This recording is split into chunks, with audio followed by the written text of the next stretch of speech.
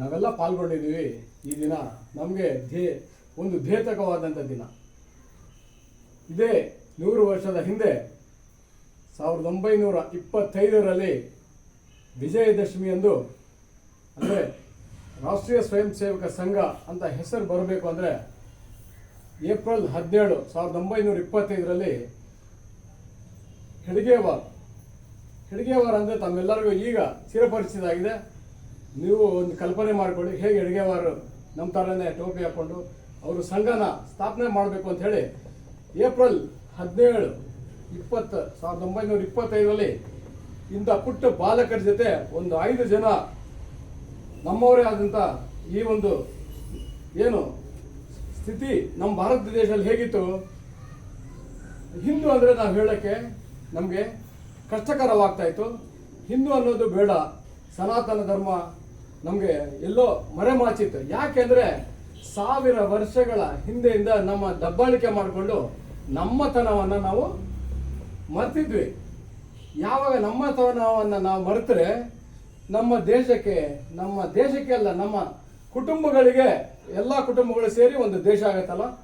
ದ್ಯೋತಕ ಏನು ನಮಗೆ ದುಷ್ಟಾರ ಕಾಣ್ತಾ ಇದ್ವಿ ನಾವು. ಯಾವ ರೀತಿ ಅದನ್ನು ನಾವು ಯಾವ ರೀತಿ ಈ ಒಂದು ಸಮಯದಲ್ಲಿ ಈ ದೇಶನ ಮುಂದೆ ಕೊಂಡೊಯ್ಬೇಕು, ಎಲ್ಲ ಸ್ವತಂತ್ರ ಬರಬೇಕು ಅಂತ ಅನ್ಕೊಳ್ತಾ ಇದ್ರೆ ಈ ದೇಶದಲ್ಲಿ ಒಬ್ಬ ನಮ್ಮ ಹೆಡ್ಗೇವಾರ್ಜಿಯವರು ಚಿಂತನೆ ಮಾಡಿದ್ರು. ಯಾವ ರೀತಿ ನಾವು ಒಗ್ಗಟ್ಟು ಮಾಡ್ಬೋದು, ಯಾವ ರೀತಿ ನಾವು ಈ ದೇಶಕ್ಕೆ ಒಂದು ಸಮರ್ಪಣೆ ಮಾಡ್ಬೋದು, ಈ ಒಂದು ಸನಾತನ ಧರ್ಮವನ್ನು ಹೇಗೆ ಎತ್ತಿಳಿಬೋದು. ಏನು ಹಿಂದುತ್ವ ಅಂದರೆ ಈ ದಿನನೇ ಇತ್ತಾ? ಅನೇಕ ವರ್ಷಗಳಿಂದ ನಮ್ಮ ದೇಶ ನಿರ್ಮಿತ ದೇಶ ಆದರೂ ಸಹ ನಾವು ಅನೇಕ ವರ್ಷಗಳಿಂದ ಮರ್ತಿದ್ವಿ. ದೇವಸ್ಥಾನ ಅನೇಕ ವರ್ಷಗಳಿಂದ ಪೂಜೆ ಮಾಡ್ಕೊಂಡು ಬರ್ತಾ ಇದ್ದೀವಿ. ಆ ಪೂಜೆ ಮಾಡ್ಕೊಂಡು ಬರೋ ಸಮಯದಲ್ಲಿ ಕೆಲವು ದಿನ ನಾವು ಮೈ ಮರ್ತೀವಿ. ಈ ಒಂದು ಮೈ ಮರುವಿಕೆಯನ್ನು ನಾವು ಯಾವ ರೀತಿ ಪುನರುತ್ಥಾನ ಮಾಡ್ಬೋದು, ಈ ಸಮಾಜಕ್ಕೆ ನಾವು ಏನು ಕೊಡ್ಬೋದು, ಇದು ಸ್ವತಂತ್ರದ ನಂತರ ನಮ್ಮ ಧ್ಯೇಯ ಏನು, ಬೇರೆಯವರಿಗೆ ಬೇರೆ ಬೇರೆ ರೀತಿಯ ಆಲೋಚನೆಗಳಿತ್ತು. ಆದರೆ ಈ ಸಂಘವನ್ನು 1925 ಏಪ್ರಿಲ್ ಚಿಂತನೆ ಮಾಡಿದ್ದು ವಿಜಯದಶಮಿಗೆ ಬಂದು ತಲುಪಿ ಆವತ್ತಿನ ದಿವಸ ಕೆಲವು 17 ಜನ ಉತ್ಸಾಹಿ ಹುಡುಗರು, ಅದರಲ್ಲಿ ಅವರ ಜೊತೆ ವಿಶ್ವನಾಥ್ ಕೇಲ್ಕರ್, ಬಾಲಾಜಿ ಹುದಾರೆ, ಬಾಬುಜಿ ಕವಾಲೆ, ಅಣ್ಣಾ ಸಹಾನೆ, ಬಾಬುರಾವ್ ಹುದಾರೆ ಇಂಥವರ ಮನಸ್ಸು ಮಾಡಿ ಈ ದೇಶವನ್ನ ಕಟ್ಟಬೇಕು, ಈ ದೇಶ ಸನಾತನ ಧರ್ಮವನ್ನು ಉಳಿಸಬೇಕು, ಈ ದೇಶ ಇದ್ರೆ ಮಾತ್ರನೇ ನಮ್ಮ ಅಸ್ಮಿತೆ, ನಮ್ಮ ಉಳಿಕೆ ಅನ್ನೋ ದೃಷ್ಟಿಯಿಂದ ಆವತ್ತಿನ ದಿವಸ ಸಂಕಲ್ಪ ಮಾಡಿ ದೃಢ ಸಂಕಲ್ಪದಿಂದ ಅನೇಕ ಹೆಜ್ಜೆಗಳನ್ನ ನಮ್ಮ ಯಾರು ಚಿಂತನೆ ಮಾಡಿದ್ದು, ಹೆಡ್ಗೇವಾರ್ಜಿ, ಕೇಶವ ಬಲಿರಾಮ್ ಹೆಡ್ಗೇವಾರ್. ಅವರು ಹೆಗ್ಗಡೇವಾರ್ ಅಲ್ಲ, ಎಲ್ಲರೂ ಹೆಗ್ಗಡೇವಾರ್ ಅಂತ. ಹೆಡ್ಗೇವಾರ್ ಮಹಾರಾಷ್ಟ್ರದ ನಾಗಪುರದಲ್ಲಿ ಮೋಹಿತೇವಾಡ ಅನ್ನೋ ಸ್ಥಳದಲ್ಲಿ ಪ್ರಪ್ರಥಮವಾದ ಶಾಖೆ ನಡೆಯಿತು. ನಿರಂತರವಾದ ಪ್ರಯತ್ನದಿಂದ ಅನೇಕ ಜನರ ಒಗ್ಗೂಡಿಕೆ, ಸಮಾನ ಮನಸ್ಕರ ಸ್ಥಿತಿಯಿಂದ ಇವತ್ತು ನಾವು ಈ ಭಾರತ ಗುರುತಿಸಲ್ಪಡ್ತಾ ಇದೆ. ನಮ್ಮ ಧ್ಯೇಯ ಅವತ್ತೇನಿತ್ತು, ಪರಮ ವೈಭವ ಸ್ಥಿತಿಗೆ ನಾವು ಕರ್ಕೊಂಡು ಹೋಗ್ಬೇಕು ಅನ್ನೋದು 1925ರಲ್ಲಿ ಶುರುವಾದಂಥ ಹೆಡ್ಗೇವಾರ್ ಅವರ ಚಿಂತನೆ. 1925ರಲ್ಲಿ ಅವರು ಹೇಗೆ ಮುಂದುವರಿಸಿದ್ರು, 1940ರವರೆಗೂ ಅವರೇ ನಮ್ಮ ಶಾಖೆನ ಮುಖ್ಯಸ್ಥರಾಗಿ ಸಂಘ ಅಂದ್ರೆ ಏನು, ಶಾಖೆ ಮುಖಾಂತರ ನಾವೆಲ್ಲ ಒಗ್ಗೂಡಬೇಕು. ಒಬ್ಬ ವ್ಯಕ್ತಿಯ ನಿರ್ಮಾಣ ಆಗಬೇಕು. ವ್ಯಕ್ತಿ ನಿರ್ಮಾಣ ಆದರೆ ರಾಷ್ಟ್ರ ನಿರ್ಮಾಣ ಆಗುತ್ತೆ. ಯಾವ ರೀತಿ ರಾಷ್ಟ್ರ ನಿರ್ಮಾಣ ಆದರೆ ಒಂದು ಉನ್ನತ ಸ್ಥಿತಿಗೆ ಆ ರಾಷ್ಟ್ರ ಹೋಗುತ್ತೆ. ಆ ರಾಷ್ಟ್ರ ಉನ್ನತ ಸ್ಥಿತಿ ಇದ್ರೆ ಪರಮ ವೈಭವಕ್ಕಾಗುತ್ತೆ. ಆದರೆ ಅದನ್ನ ಮರಳಿಸಬೇಕು. ನಾವು ಮರಳಿಸದೇ ಇದ್ರೆ ನಮ್ಮ ಸ್ಥಿತಿ ಅಧೋಗತಿ ಆಗುತ್ತೆ ಅನ್ನೋ ದೃಷ್ಟಿಯಿಂದ 1925ರಿಂದ 1940ವರೆಗೂ ಹೆಡ್ಗೇವಾರ್ ಅವರು ಸತತ ಪ್ರಯತ್ನ ಹಾಕಿ 37ರಲ್ಲಿ ಒಂದಷ್ಟು ಮನಸ್ಕರ ಹುಡುಗರು ಯಾರು ಶಾಖೆಗೆ ಬರ್ತಾ ಇದ್ರು ಅವ್ರನ್ನ ಸೇರಿ ಒಂದು ಸಂಘಟನೆಯಲ್ಲಿ 1937ರಿಂದ 40ರಲ್ಲಿ ನಾಗಪುರದಲ್ಲಿ ಒಂದು ದೊಡ್ಡ ಪ್ರಾಂತ್ಯ ಶಿಬಿರ ಮಾಡಿದ್ರು.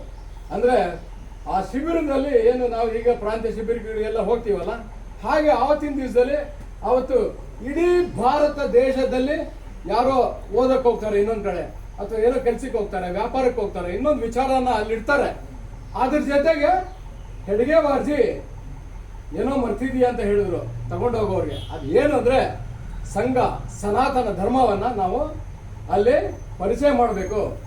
ಇಡೀ ರಾಷ್ಟ್ರದಲ್ಲೇ ನಮ್ಮ ರಾಷ್ಟ್ರೀಯ ಸ್ವಯಂ ಸೇವಕ ಸಂಘ ಅಂದ್ರೆ ಏನು ನಾವು ಹಿಂದಿನ ದಿನಗಳಿಂದ ಹೇಳ್ಕೊಂಡ್ ಬರ್ತಾ ಇದೀವಿ, ಸನಾತನ ಧರ್ಮ ದೇವ ನಿರ್ಮಿತ ದೇಶ, ಅದನ್ನ ನಾವಲ್ಲೇ ಮತ್ತೆ ಜನಗಳ ಮನದಲ್ಲಿ ಮನೆಗಳಲ್ಲಿ ಅದನ್ನ ತಲುಪಿಸ್ಬೇಕು ಅನ್ನೋ ದೃಷ್ಟಿಯಿಂದ ಅವತ್ತಿನ ದಿವಸ ನಾಗಪುರದಲ್ಲಿ ಒಂದು ಪ್ರಾಂತ ಶಿಬಿರ ಮಾಡಿದ್ರು.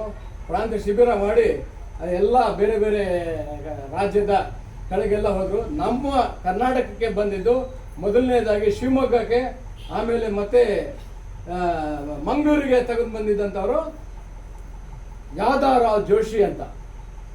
ಯಾದವರಾವ್ ಜೋಶಿ ಅವರು ಆವತ್ತಿಂದ 1945ರಿಂದ ಸ್ವತಂತ್ರ ಪೂರ್ವದಿಂದಲೂ ನಮ್ಮ ದೇಶದಲ್ಲಿ ನಮ್ಮ ರಾಜ್ಯದಲ್ಲಿ ಸಂಘಟನೆ ಇದೆ.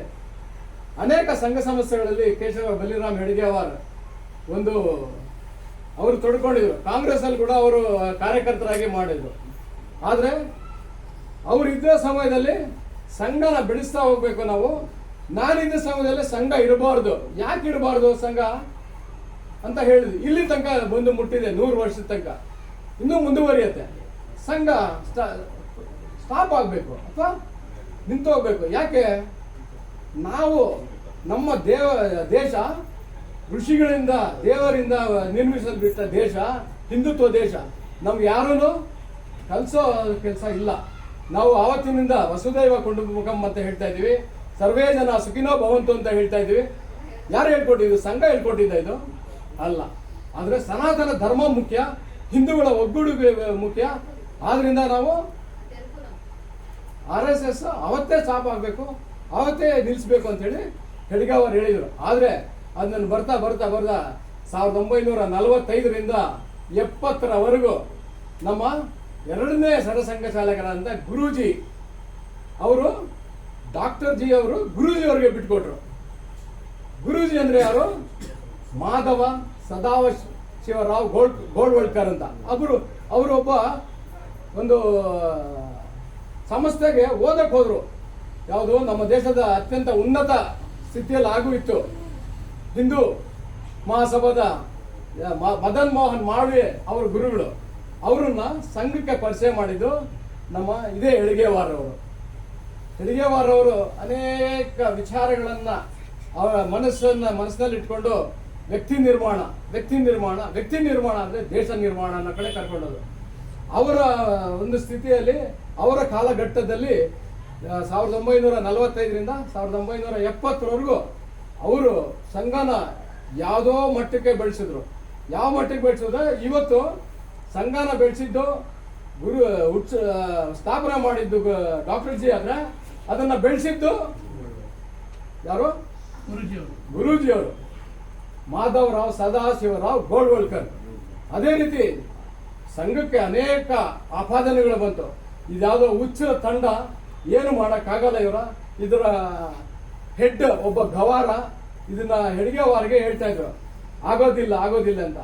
ಅದೇ ಒಂದು ಹುಚ್ಚು ಇವತ್ತು ಕಿಚ್ಚಾಗಿ ಬೆಳೆದಿದೆ ನಮ್ಮಲ್ಲಿ. ನಾವು ಯಾವತ್ತು ನಮ್ಮ ದೇಶನ ಕಾಪಾಡಬೇಕು ಅನ್ನೋದು ಇವಾಗ ಬರ್ತಾ ಇತ್ತು. 1975ರಲ್ಲಿ ಏನಾಯ್ತು ನಮ್ಮ ದೇಶದಲ್ಲಿ?